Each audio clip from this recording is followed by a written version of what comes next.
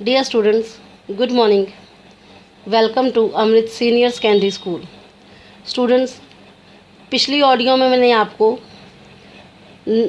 +2 के हिंदी इलेक्टिव हिंदी की नवीन काव्य के जयशंकर प्रसाद जी की कविता सच्ची मित्रता और याचना करवाई थी। आज हम नवीन काव्य के ही एक और कवि सुमित्रा नंदन पंत जी द्वारा लिखी कविताएं दो लड़के और सुख दुख पढ़ेंगे।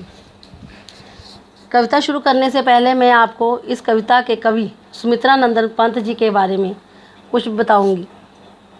प्रकृति पुत्र और सुकुमार कल्पना के कवि कहे जाने वाले श्री सुमित्रा नंदन पंत जी का जन्म अल्मोड़ा ज़िले के कौसानी नामक गांव में सन 1900 में हुआ। इनके पिता का नाम पंडित गंगादत्त व माता का नाम सरस्वती जी था। जन्म के कुछ समय बाद ही इनकी माता जी का देहांत हो गया। इनकी शिक्षा राजकीय हाई स्कूल अल्मोड़ा तथा जन नारायण हाई स्कूल बनारस में हुई। उन्होंने बनारस के इसी स्कूल में सन 1919 में मैट्रिक पास की। मैट्रिक 10वीं को कहा जाता है। और ये फिर इलाहाबाद के मेयोर सेंट्रल कॉलेज में भर्ती हुए, लेकिन सन 1921 में असहयोग आंदोलन में कूद पड़े और पढ़ाई छोड़ दी।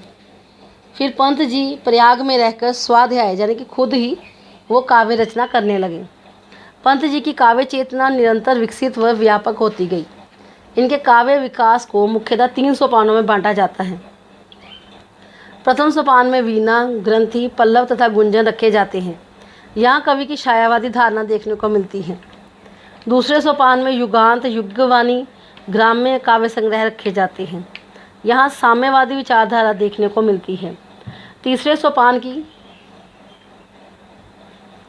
में रचनाओं में स्वर्ण किरण, स्वर्ण धूलि, उत्तरा, लोकपतन, चिदंबरा, कला और बूढ़ा चांद आदि नाम विशेष उल्लेखनीय हैं। यहाँ कवि का आध्यात्मिक और मानवतावादी दृष्टिकोण व्यक्त यानी कि नजर आया है। इन्हें 1961 में कला और बूढ़ा चांद पर साहित्य अकादमी पुरस्कार तथा इसी वर्ष पद्म भूषण की उपाधि से सम्मानित किया गया, जो कि हमारे देश का बहुत बड़ा सम्मान है। सन 1964 में इन्हें लोक यतन प्रबंध काव्य पर सोवियत भूमि की ओर से प्रथम नेहरू पुरस्कार प्राप्त हुआ। सन 1964 ईस्वी में इन्हें चिदंबरा काव्य संग्रह पर भारतीय ज्ञानपीठ की ओर से 1 लाख रुपये का नगद पुरस्कार मिला। कलकत्ता विश्वविद्यालय ने इन्हें डी.लिट की मानद उपाधि प्रदान की। पंत जी ने मुक्तव एवं प्रबंध काव्य रचना के साथ साथ साहित्य की अन्य विधाओं की भी रचना की। 1950 से 1957 तक आकाशवाणी यानी कि रेडियो के परामर्शदाता सलाहकार रहते हुए काव्य रूपकों की भी रचना की। पंत जी की उपयुक्त रचनाओं के अतिरिक्त अन्य रचनाओं का विवरण इस प्रकार है। पहले है नंबर 1 संग्रह, काव्य संग्रह। उच्छ्वास, ग्रंथि, अतिमा, वाणी, किरण वीणा, पौ फटने से पहले, गीत, हंस, खादी के फूल, पुरुषोत्तम राम। नाटक में ज्योत्सना। काव्य रूपक रजत शिखर, शिल्पी, सौवर्ण तथा अतिमा नामक संग्रह। कहानी 5 कहानियाँ। आत्मकथा 60 वर्ष एक रेखांकन। उपन्यास हार। काव्य अनुवाद मधुज्वाल, उमर खयाम की रुबाइयों का अनुवाद किया गया इसमें। निबंध तथा आलोचना, शिल्प और दर्शन, छायावाद, कला और संस्कृति आदि। पंत जी की काव्य शैली में मधुरता और कोमलता का अपूर्व संगम है। इन्होंने खड़ी बोली को अनुपम माधुर्य यानी कि मिठास प्रदान की। सन 1970 में हिंदी साहित्य का ये अनुपम नक्षत्र सितारा, नक्षत्र को सितारा कहा जाता है, साहित्य गगन से विलीन हो गया। अब हम आगे जो कविता पढ़ने वाले हैं, दो लड़के, उसके बारे में थोड़ा सा मैं आपको बताती हूँ। प्रस्तुत संकलन में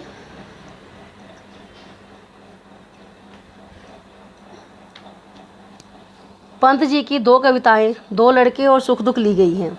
दो लड़के पंत जी की प्रसिद्ध रचना युगवाणी से ली गई है। इसमें कवि ने 2 लड़कों को यहाँ स्वाभाविक नटखट और फुर्तीली छवि को उभारा है, वहाँ समाज के अभावग्रस्त वर्ग की ओर संकेत किया है, जिन्हें जीवन के पूर्ण साधन उपलब्ध नहीं हैं। कवि चाहता है कि यहाँ मानव समान हो और ऐसा आदर्श मानवता संसार में हो जाए मानव का साम्राज्य मानव के कल्याण के लिए हो, ना कि उसके शोषण के लिए। कविता में कुछ प्रगतिवादी स्वर भी हैं। कवि रक्त मांस से बने इंसान की मंगल कामना चाहता है। दो लड़के पंत जी की महत्वपूर्ण रचना है। भाषा में चित्रात्मकता है। चित्रात्मकता का मतलब कि जब हम बोलते हैं तो जो शब्द बोले जाते हैं उसी के हिसाब से वो सीन यानी वो चित्र हमारे सामने आता है। तत्सम शब्दों का प्रयोग भी है। अब हम अपनी सुमित्रानंद पंत जी की पहली कविता पढ़ेंगे, जिसका नाम है दो लड़के। मेरे आंगन में टीले पर है मेरा घर, दो छोटे से लड़के आ जाते हैं अक्सर। नंगे तन गदबदे सांवले सहज शबीले, मिट्टी के मटमैले पुतरे पर फुर्तीले। कवि कहता है कि मेरे आंगन में टीले पर यानी कि एक पहाड़ी पर, टीले का मतलब पहाड़ी पर मेरा घर है। दो छोटे से लड़के आ जाते हैं अक्सर। मेरे जो पहाड़ी पर मेरा घर है तो वहाँ पर मेरे उस घर के आंगन में दो लड़के हमेशा आ जाते हैं। नंगे तन गदबदे सांवले सहज शबीले, वो नंगे तन गदबदे यानी कि भरा हुआ बदन, सांवले काले रंग से थोड़ा सा हल्का, सहज शबीले यानी कि बहुत ही सुंदर। वो नंगे तन यानी कि दोनों ही अपने बदन से नंगे हैं, ये भरे हुए बदन वाले और सहज शबीले हैं। मिट्टी के मटमैले पुतरे पर फुर्तीले, वह अपने शरीर पर उनके मिट्टी लगी हुई है, मिट्टी से लथपथ हैं पर फुर्तीले हैं। जल्दी से टीले के नीचे उधर उतर कर वे चुन ले जाते हैं कूड़े से निधियाँ सुंदर। सिगरेट के खाली डब्बे, पन्नी चमकीली, फीतों के टुकड़े, तस्वीरें नीली पीली। कवि कहता है कि जब वो मेरे घर के आंगन में आते हैं तो जल्दी से पहाड़ी से मेरे घर से उतरकर वे चुन ले जाते हैं कूड़े से निधियाँ सुंदर। निधियाँ यानी कि खजाने को कहा जाता है। वो कूड़े में से कई सुंदर सुंदर खजाना उठाकर ले जाते हैं। सिगरेट के खाली डिब्बे, जिनमें सिगरेट के खाली डिब्बे होते हैं। पन्नी चमकीली, जो सिगरेट के डिब्बे के अंदर जो गोल्डन कलर का सुनहरे रंग का जो पेपर होता है उसे चमकीली पन्नी कहा जाता है, चमकीली पन्नी। फीतों के टुकड़े, जो हमारे जो जूते होते हैं उनके जो हमारे जो फीते हैं वो टूट जाते, ख़राब हो जाते, हम फेंक देते हैं उनके टुकड़े। और तस्वीरें नीली पीली, जो ज़रूरी चीज़ कागज़ जो हमारे नहीं होते हैं हम उनको कूड़े में फेंक देते हैं, उनकी जो वहाँ पर उस पर नीली पीली तस्वीरें होते हैं उनको भी उठाकर ले जाते हैं। मासिक पत्रों के कवरों की और बंदर से किलकारी भरते हैं खुश हो अंदर से। दौड़ पार आंगन के फिर हो जाते हैं ओझल, वे नाटे 6 साल के लड़के मासल। कवि कहता है कि वो उस कूड़े में से कई सुंदर सुंदर खजाना चुनते हैं, जिनमें मासिक यानी कि जो महीने में आने वाली मैगज़ीन होती है उनके कवर होते हैं, और वह उन्हें देखकर बंदरों सी किलकारियाँ भरते हैं और किलकारी भरते खुश हो अंदर से, और वो किलकारियाँ भरते हुए अंदर से खुश होते हैं। दौड़ पार आंगन के फिर हो जाते हैं ओझल, और फिर वो आंगन को दौड़ कर पार कर जाते हैं और आँखों से दूर हो जाते हैं। वे नाटे 6-7 साल के लड़के मानसल, वे छोटे से कद के 6-7 साल के लड़के जो कि मांस से बने हुए हैं, वो लड़के मेरी आंखों से दूर हो जाते हैं। डियर स्टूडेंट्स, इन सलात का आपने को अच्छी तरह से सुनना है और साथ ही इसके साथ कुछ क्वेश्चंस भी दिए गए हैं, उनको आपने इसको ध्यान से सुनकर सलात को उनमें से लिखने हैं। पहला क्वेश्चन है, प्रस्तुत कविता और कवि का नाम लिखें, जो कि आपको मैंने स्टार्टिंग में बताया है।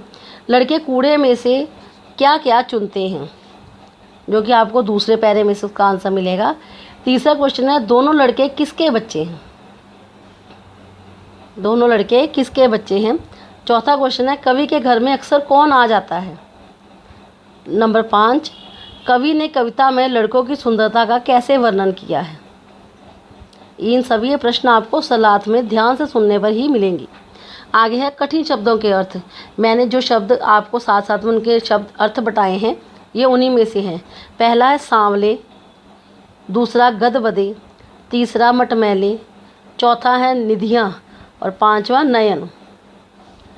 आगे है आपको इन पंक्तियों को पूरा करना है, जो कि आपको इन सलात में से ही मिलेंगी। मानव के नाते उर में भरता ब्लैंक। सेकंड है नंगे तन डैश।